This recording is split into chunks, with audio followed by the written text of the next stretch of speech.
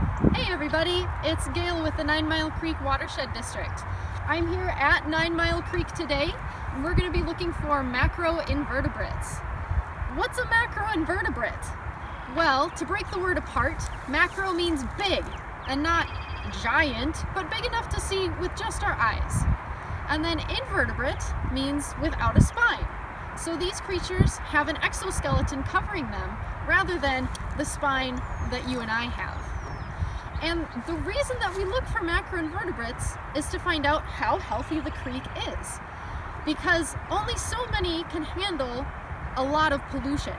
And if you find a lot of different kinds, then that means your creek is healthier. How do we search for them though? It's really hard to go through and find them one by one in the creek. So we have this tool called a Dnet, because it kind of looks like a D. And we use this to drag along the plants on the bottom, on the sides, and we sweep through and we look and see if we found any. And then we use this ID sheet to tell what they are. Now, you can go in without any sort of other water protection, but I like to wear waders to keep my feet and my pants dry. So these rubber boots will help me walk along in the creek. Next, I'm going to show you how we do that in the creek itself. So in the creek here, I'm going to be using this Dnet to search for macroinvertebrates. Now they like to sit on the plants and cling to things rather than just swimming along through the whole current. So what I'm going to do is sweep through and kind of jab the net into the plants and see if I can dislodge any of them into my net. And if I look in here and find any, which I did, I'm going to put them into this bucket of water because they are water creatures and they like to be wet, obviously. So here we go. Put that guy in there and we will take a look at him and any other creatures I find in just a minute.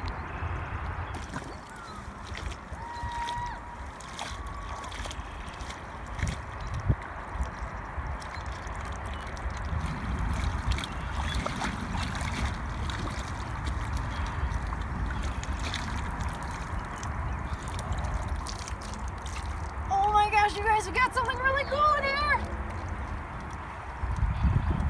Just kidding, it's trash. I try to always pick up trash when I go outside, and that's something that you can do while social distancing too.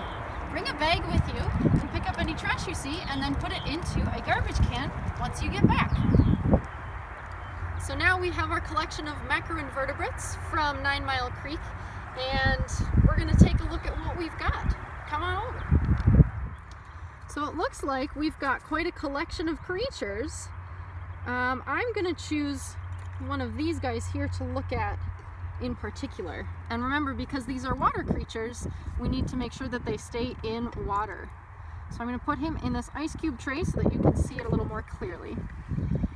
Now, you'll notice that it has 6 legs, right? 1, 2, 3, 4, 5, 6, 3 on each side. And then it's also got these little feather-like things on the back here. So in order to figure out what kind of creature we have, we are going to use a dichotomous key. And dichotomous keys basically just mean you have 2 choices that you have to answer yes or no for each one, and then you keep moving down. So I'm going to float this in here so we can continue to refer back. So first off, our first question is shell or no shell? This guy does not have a shell, doesn't look like a snail, so we're going to go down here. Next question is no legs or legs?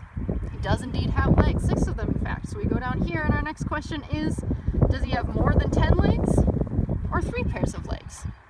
Definitely saw 3 pairs there and no more. So we're going to go down here to wings or no wings. He does not have any wings, so we're going to go down here to no obvious tails, 1 or 2 tails, or 3 tails. And for that, we might have to go back and look at our creature. So you can see here 1, 2, 3, quote-unquote, tails. So we're going to look through here, and these are our final 4 options. Mayfly larva, or another type of mayfly larva, or damselfly larva. And with this, it might be kind of hard to tell without a microscope to see some of the smaller features that you need. So I'm going to tell you that we have here a damselfly larva, and they do not have any gills on their abdomen, which is the middle part here. So you can see this mayfly larva has kind of feathery looking gills on this side, but ours does not. And these tails actually function a lot like gills for this creature. That's how they get oxygen out of the water. So using our dichotomous key, we know we have found a damselfly larva.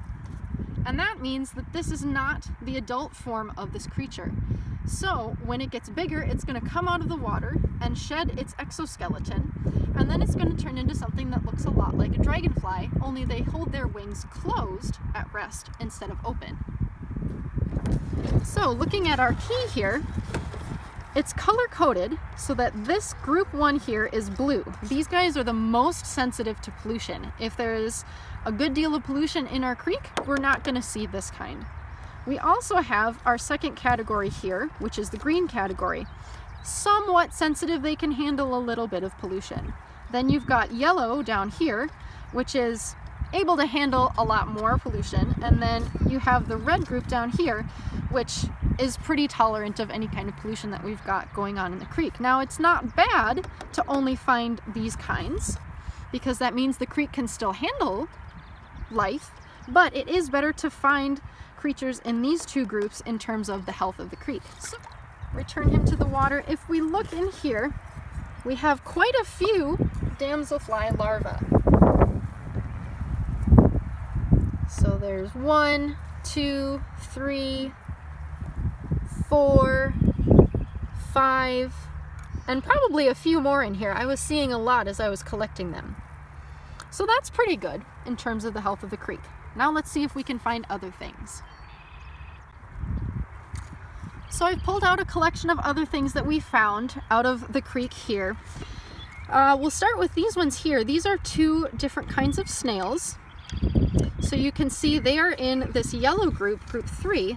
We have the 2 different kinds represented here. That's pretty cool.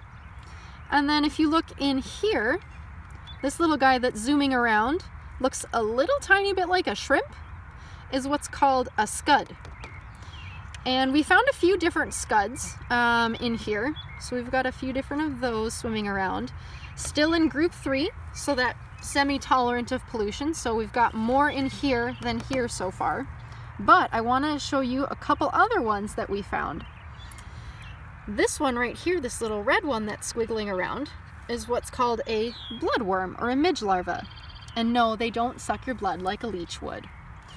They swim around in here, and they are actually in this red group, group 4, that can handle a lot of pollution.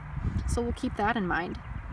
And then lastly, we found this larger creature that looks kind of like a worm, but has, if you can see, it has little appendages on this end right here. And that is a cranefly larva. And craneflies, when they get big, look kind of like gigantic mosquitoes, only they don't bite you. So maybe you've seen those flying around at a picnic somewhere and wondered what it was. Well, now you know. And they are in group 2, this green group, semi-sensitive to pollutants, which is pretty good. So overall, in summary, we found a cranefly larva, damselfly larvae, many of them. We found a few snails. We found a few scuds.